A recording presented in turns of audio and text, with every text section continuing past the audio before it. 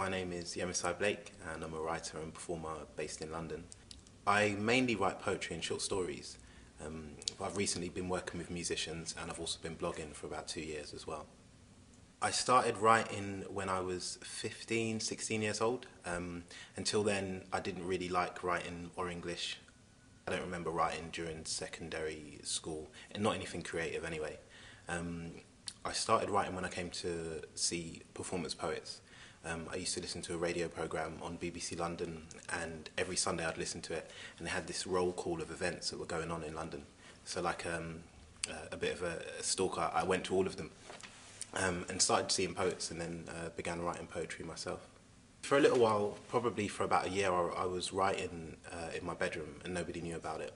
And then slowly I started, my first reading was at the local library. And then a couple of people knew about it and they said, yeah, you should go and do an open mic here, or you should do something here. An open mic poetry event is basically an evening that anyone can set up. You can use kind of like a local bar, a local youth club, or any event space where you invite people to come and read poetry. You come with the words you have, and there's an audience who are receptive to what you have to say. The main ways that I use my writing skill is to write poetry and to write short stories. But within that you have loads of different kind of uses for writing. You have loads of different techniques you can use. So when we say poetry, we could be talking about a poem that has a narrative and reads like a story, or we could be talking about something which is a list poem, which is kind of playing on the form of repeating lines. I find that when I'm writing short stories, I don't really know where I want to go with them. So I might place a young boy in a school playground during a fight, and I don't know what's going to happen, but it's more about exploring. When I write a poem, often it's me knowing what I want to write and then putting that into the poem. Waiting for the ambulance to leave, I could hear the voices of my classmates. I knew my name was on their tongues as they refused to continue German coursework, preferring to talk about me, Stephen John, and my brother. Although he had had the siren whose notes stirred and swung around the school site, my brother had no blue lights to guide him to the hospital. Instead, there was the sun, wide-eyed and glaring. My glasses clouded with the heat of tears, and it made the sky strobe-like. I tend not to write at home, so I do most of my writing on the underground when I'm going from work to uni or back again. Any kind of quiet cafe. There's a really cool cafe in Charing Cross Road called Ray's Jazz Cafe, which is really good. The music is just that right level, so you can not be distracted, and the coffee's pretty cheap as well.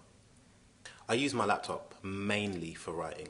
I do take down ideas and thoughts with a pen and paper, but as soon as I can, I kind of get it on the laptop, because I feel like when I'm sitting there in front of the screen, it's real work and not just kind of doodling. It's good, it's bad, and it's ugly, writing. I find that a lot of the time when I have an idea, the idea is perfect, and I write the idea down. But when I'm trying to put that idea into a poem or a short story or any kind of performance piece, you kind of, I often hit this brick wall where I don't think it's good enough. There are days where you wake up and you just think, I can't do this, I can't kind of face this kind of page and these words, and they're not sounding how I want them to. But for all of that, you do get days where it's just all right, or even if it's 10 minutes where you think, okay, I'm writing the good lines, I'm writing good words, and it's going to work.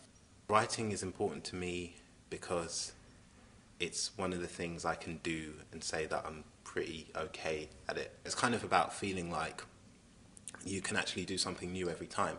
You can use it in poetry, in blogging, in putting together workshops. You can work with young people, you can perform in front of audiences of 2 or 10. You get varied experiences. You know, 2 years ago I would have never thought that I would be working with someone like Nitin Sawhney or be an emerging artist in residence at the South Bank Centre. The main thing I enjoy about writing is knowing that you've managed to get an idea into something tangible. You've managed to put what's in your head into words and onto a page or onto a stage. For me, I have loads and loads of ideas, and some of them don't make it anywhere. They don't make it out of the notebook.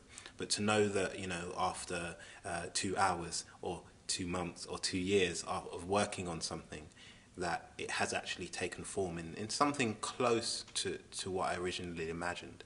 Sometimes it's nothing near it. Sometimes the poem has ended up on a completely different planet to where your idea started out on. But to know that you've come to the end of something is really important.